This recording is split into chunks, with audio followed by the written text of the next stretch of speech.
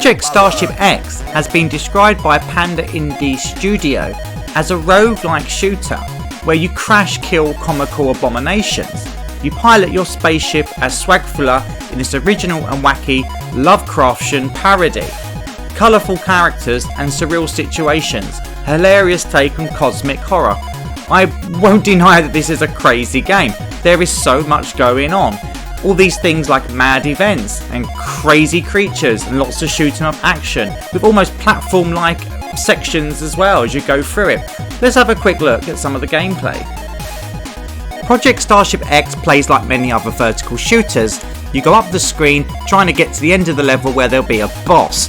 There's lots of enemies to destroy, lots of bullets to avoid, and there's also the odd little bit of scenery that if you crash into you will lose some health.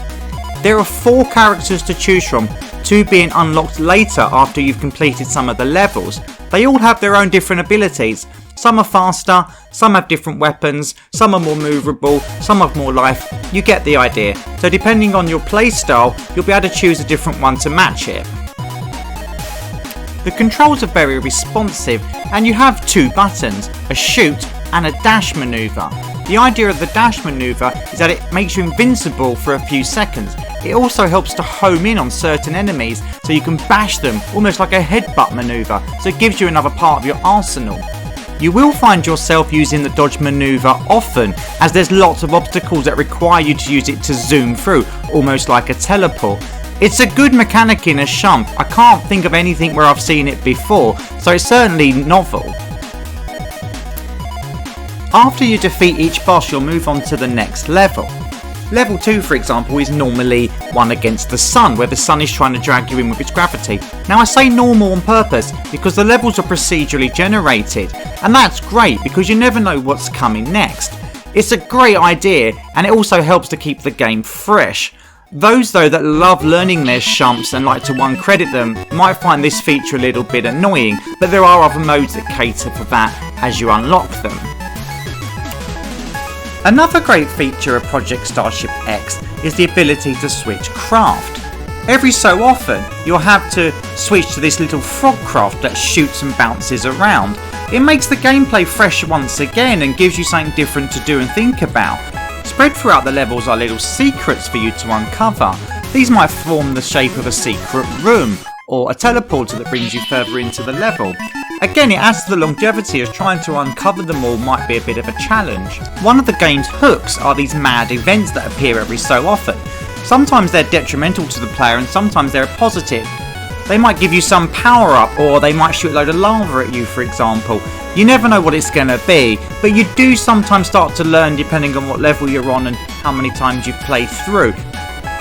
As you would expect from a shump, there's plenty of power-ups to take advantage of.